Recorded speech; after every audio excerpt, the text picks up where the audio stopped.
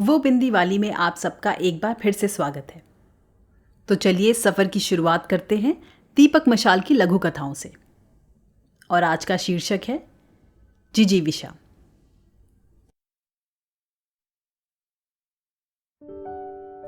एक तो रोज की बात होती तो इतना क्लेश ना होता, लेकिन जब ये रोज की ही बात हो गई तो एक दिन बहुरानी भड़क गई। देखिए जी, आप अपनी अम्मा से बात करिए जरा। उनकी सहेली बूढ़ी अम्मा जो रोज रोज हमारे घर में रहने खाने चली आती हैं, वो मुझे बिल्कुल पसंद नहीं।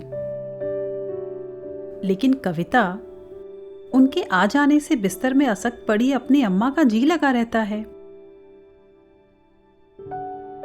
गृह स्वामी ने समझाने की कोशिश की। अरे ये क्या बात हुई कि जी लगा रहता है?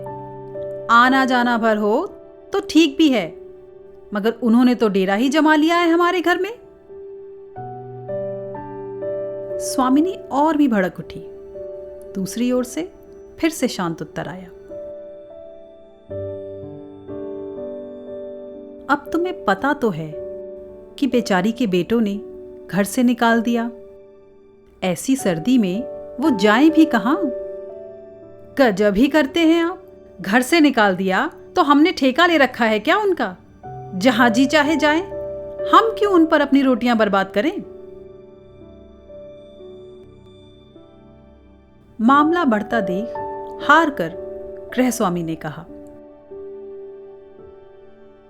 ठीक है, तुम्हें जो उचित लगे करो। उनसे जाकर प्यार से कोई बहाना बना दो। हाँ, मैं ही जाती हूं। तुम्हारी सज्जनता की इमेज पर कोई आंच नहीं आनी चाहिए। घर लुटे तो लुटे। भुनभुनाती हुई कविता घर के बाहर वाले कमरे में अपनी सास के पास बैठी बूढ़ी अम्मा को जाने को कहने के लिए वहां पहुंची। पहुंचकर देखा कि बूढ़ी अम्मा अपनी झुकी कमर, किस्मत और बुढ़ापे का बोझ एक डंडे पर डाले, मैली कुचैली पोटली कांख में दबाए, खुद ही धीरे धीरे करके घर के बाहर की ओर जा रही थी। अंदर चल रही बहस की आवाज उन तक ना पहुंचती, इतना बड़ा घर न था।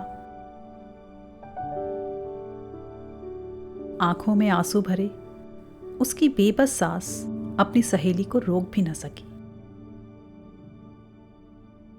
मगर शाम को रोटियां फिर भी बर्बाद हुई। अम्मा खाने की तरफ देखे बगैर भूखी ही सो गई थी।